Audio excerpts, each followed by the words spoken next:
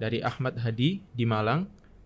Bagaimana agar selalu istiqomah dalam belajar dan menerapkan adab pada masyarakat, Ustaz? Tafadhol, Ustaz. Ya, untuk saudara kita Ahmad Hadi di Malang, bagaimana caranya agar kita bisa istiqomah dalam menerapkan adab dalam kehidupan bermasyarakat?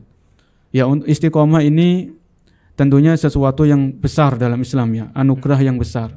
Maka sekali lagi kita ingatkan untuk bisa istiqomah itu tentunya yang pertama itu doa, ya. Ini doa ini jangan kita lepaskan. Doa ini jangan kita bermalas-malasan dalam melakukannya. Ya, doanya bagaimana? Ya, doanya tentunya dengan doa yang bersumber dari Al-Qur'an seperti Rabbana la tuzigh qulubana ba'da idh hadaitana. Ya Allah, janganlah Engkau melencengkan hati kami setelah Engkau memberikan petunjuk kepada kami. Atau dengan doa dari Nabi SAW, ya muqallibal qulub, tsabbit qalbi ala dinik. Wahai Zat yang maha membolak-balikkan hati, maka teguhkan hatiku di atas agamamu. Ini kan istiqomah. Jadi kita istiqomah, kita bisa istiqomah itu lantaran karena kemudahan dari Allah. Maka minta kepada Zat yang bisa memberikan kita keistiqomahan. Ya, minta kepada Allah. Kemudian yang kedua, agar kita bisa istiqomah untuk semangat dalam menerapkan adab-adab dalam bermasyarakat, ya, adab-adab dalam bergaul, adab ketika bertemu dengan tetangga, adab ketika bertemu dengan pemimpin seperti RT RW.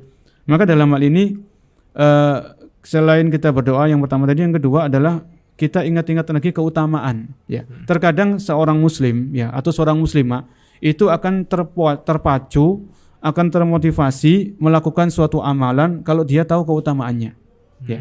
Misalnya kita kalau pengen rajin sholat tahajud, maka kita perlu baca-baca lagi keutamaan sholat tahajud, ya. Kalau kita pengen termotivasi, pengen istiqomah baca Al-Quran, maka kita baca lagi, kita dengar lagi keutamaan-keutamaan baca Al-Quran. Termasuk masalah adab. Agar kita semangat, ya, mengamalkan adab dalam kehidupan sehari-hari, adab dalam bertetangga, adab dalam bermasyarakat, maka kita baca lagi keutamaan-keutamaannya apa. Ya, misalnya di antara keutamaan adab bahwasanya akhlak, adab ini termasuk akhlak, ya. Ya. Maka di antara keutamaannya adalah bahwasanya orang-orang yang memiliki adab yang baik, akhlak yang baik itu akan dimudahkan oleh Allah Subhanahu wa taala masuk ke dalam surganya, misalnya, ya. Ya. Karena Rasul SAW pernah bersabda, ittaqillaha haitsuma kunta. Ya, bertakwalah engkau dimanapun engkau berada. Wa'ad bi sayyi'atal hasanata tamhuha. Iringilah perbuatan buruk dengan perbuatan baik, maka perbuatan baik akan menghapuskan perbuatan buruk tadi. Wa khaliqin nas bi khuluqin hasan. Dan pergaulan manusia dengan akhlak yang baik, ya. Jadi kalau kita ingat keutamaannya, ya, bahwasanya ini kita istiqomah dalam beradab itu adalah perintah dari Nabi, ya, dari Nabi SAW. Kalau ini perintah, maka perintah pada asalnya hukumnya wajib, ya. Maka ketika kita melaksanakan suatu kewajiban, itu akan mendatangkan kecintaan Allah Subhanahu wa taala, ya. Kalau Allah sudah cinta kepada kita, maka Allah akan melindungi kita, Allah akan menjaga kita, apa yang kita minta akan dikabulkan oleh Allah Subhanahu wa taala, ya. Jadi ini penting. Kita ingat lagi keutamaan-keutamaan adab dan akhlak itu apa saja. Ya, keutamaan seorang muslim yang punya akhlak yang baik itu apa saja, kita ingat-ingat lagi supaya kita bisa termotivasi, ya. Kemudian yang terakhir, dalam artian terakhir ini, kalau kita bisa pengen istiqomah dalam menerapkan adab, maka kita ingat, ya, walaupun kita menerapkan adab ini harus ikhlas, ya. Bukan ingin pujian manusia, bukan ingin sanjungan manusia. Jadi yang dilihat oleh masyarakat kepada kita itu adab kita, akhlak kita kepada mereka. Walaupun kita punya ilmu yang banyak, walaupun kita sudah khatam kitab-kitab ulama beberapa kali khatam, ya, kitab-kitab yang tebal-tebal sudah kita baca, sudah kita pelajari, tapi kalau adab kita di masyarakat itu buruk, masyarakat nggak akan melihat kepada kita, ya. Jadi walaupun kita lulusan dari pondok mana, lulusan dari pesantren mana, yang dilihat oleh mata masyarakat pertama kali itu adab kita kepada mereka. Kalau ketemu salam apa enggak, ya.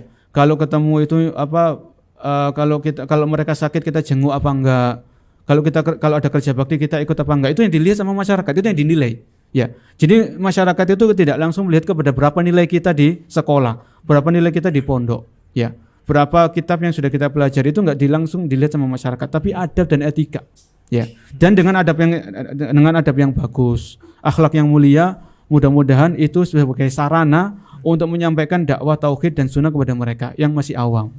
Ya, seperti itu. Jadi perhatikan pertama doa, ya. Kemudian yang kedua, ingat-ingat lagi keutamaan adab dan akhlak yang mulia dalam Islam itu apa saja. Dan yang ketiga, maka kita perlu mengingat bahwasanya yang dilihat oleh masyarakat awam pertama kali itu adalah adab dan etika kita kepada mereka. Ya walaupun kita tetap ketika mengamalkan adab ini adalah dilandasi dengan keikhlasan. Mau orang itu memuji atau tidak itu bukan urusan kita. Ya, karena kita ingin pahala dari Allah, kita ingin menampakkan keindahan Islam. Ya, Islam ini agama yang indah. Indah itu diantaranya adalah dalam masalah adab dan etika. Ya, dalam kehidupan sehari-hari, kalau kita punya rezeki yang lebih, kita berbagi makanan kepada tetangga. Ya, jadi kalau ada tetangga yang kesusahan kita bantu, ini kan adab dan akhlak. Ya, kalau kita suka merotal, ya sila itu bagus, tapi jangan kenceng-kenceng. Ya, jangan terlalu keras sampai mengganggu tetangga, ini juga nggak benar. Ya, kalau kita rajin baca Al-Quran juga sama, baca Al-Quran ya suaranya yang standar saja, jangan sampai mengganggu tetangga. Apalagi ada tetangga yang mungkin butuh istirahat atau lagi sakit. Ya ini kita perhatikan, kita jaga adab-adab kita masing-masing. Mudah-mudahan itu bisa kita pahami bersama. Wallahu a'lam bishawab.